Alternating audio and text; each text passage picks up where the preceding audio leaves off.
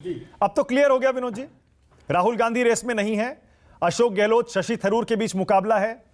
और मेरे हिसाब से मुझे लगता है ये एक तरफा मुकाबला होगा, क्योंकि शशि थरूर का बैकग्राउंड, उनकी कंट्रोवर्सीज, G23 में उनका शामिल होना, केरल जहां से वो आते हैं, केरल की यूनिटी उनके साथ नहीं है। अशोक गहलोत गांधी परिवार के उम्मीदवार हैं, हिंदी बेल्ट से आते हैं, बेदाग छवि है, एडमिनिस्ट्रेटिव एक्सपीरियंस बहुत लंबा चौड़ा है। क्या अब यह तय हो गया है अशोक गहलोत कांग्रेस के नए अध्यक्ष बनने जा रहे हैं? देखिए, जो वर्तमान परिस्थितियां हैं वो तो यही इशारा कर रही हैं, लेकिन कौन अध्यक्ष बनेगा कौन नहीं बनेगा ये तो नॉमिनेशन के बाद स्पष्ट होगा। कि शशि थरूर भरेंगे, अभी तक तो लग रहा भरेंगे, हो सकता है लास्ट अंतिम समय में विचार बदल जाए या क्या हो, लेकिन एक बात स्पष्ट हो गई है, और मैं तो इस बात को पहले दिन से जानता हूँ, और मैं ही नहीं, जो लोग राहुल गांधी को नजदीक से जानते हैं वो इस बात को जानते थे कि राहुल गांधी पर्चा नहीं भरेंगे, यू टर्न नहीं लेंगे ना। और मैं लगातार आपके शो पे भी कई बार कह चुका हूं कि राहुल गांधी पर्चा नहीं भरेंगे। अगर उनको पर्चा ही भरना होता तो 2019 में वो इस्तीफा नहीं देते, और इस्तीफा देने के बाद लगातार 3 साल तक जब उनको मान मनोबल चलती रही तो मान जाते। और उसका कारण बताता हूं मैं। राहुल गांधी सोनिया गांधी के बेटे हैं, और सोनिया गांधी ने प्रधानमंत्री पद स्वीकार न करके 2004 में विदेशी मूल के मुद्दे को हमेशा के लिए दफन कर दिया, खत्म कर दिया। उसी तरह राहुल गांधी अध्यक्ष पद न स्वीकार करके, अध्यक्ष पद की दौड़ में ना आकर के, वो कांग्रेस के भीतर जो गांधी और गैर गांधी का विवाद है अब, या जो ये झगड़ा चलता है और जो आरोप लगाने का मौका मिलता है विरोधियों को, वंशवाद का मुद्दा, वंशवाद कहिए, गांधी गैर गांधी कहिए, जो भी है उसको खत्म करना चाहते हैं, उस मुद्दे को खत्म करना चाहते हैं, और वो बताना चाहते हैं कि कांग्रेस में गांधियों के रहते भी कोई दूसरा अध्यक्ष बन सकता है। तो ये एक तरह से उनका फैसला है, और इस फैसले की जानकारी अखिलेश प्रताप सिंह बैठे हुए बहुत करीब ढंग से जानते हैं राहुल जी को, पूरे परिवार को। ये भी इसकी तारीफ करेंगे कि राहुल गांधी जो फैसला लेते हैं वो फिर उससे पीछे नहीं हटते। उन्होंने इस्तीफा दिया पूरी कार्यसमिति के सामने, कार्यसमिति के एक व्यक्ति ने उनके समर्थन में इस्तीफा नहीं दिया, बनाते रहे लोग, आज तक बनाते रहे, लेकिन उन्होंने वापस नहीं लिया तो नहीं लिया। तो ये उनकी एक प्रकृति है, स्वभाव है, इसको अच्छा कहें बुरा कहें जो भी कहें, अपनी अपनी उसकी दृष्टि हो सकती है। मुझे लगता है ये तो तय है कि राहुल गांधी, अब तो स्पष्ट ही हो गया जयराम रमेश के बयान से। ठीक है। दूसरी बात, बॉस कौन होगा?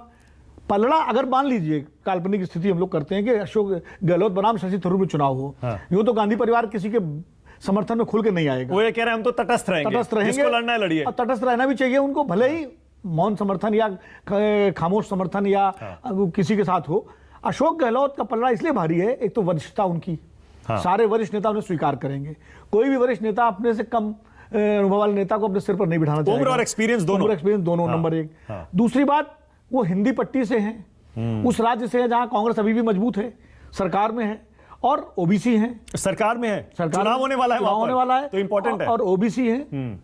भाई, भारतीय जनता पार्टी अगर जगदीप धनखड़ को उपराष्ट्रपति बनाती है राजस्थान चुनाव को देखते हुए, तो कांग्रेस भी कहेगी हमने अशोक गहलोत को अध्यक्ष बनाया, हमारे पास देने के लिए जो है हमने वो दिया राजस्थान में, कि देखिए हमने आपके जो है नेता को अपनी पार्टी की कमान दे दी। तो कहने का मतलब बहुत सारे इसमें वो हैं, ओबीसी हैं, हिंदी बोलते हैं। शशि थरूर की सबसे बड़ी समस्या क्या है? वो हिंदी जानते हैं, कमजोर है। नहीं, हिंदी जानते हैं वो, लेकिन बोलते नहीं। मैंने 1-2 बार इंटरव्यू किया है उनका, पहले हिंदी समझते हैं लेकिन बोलने में थोड़ा सा।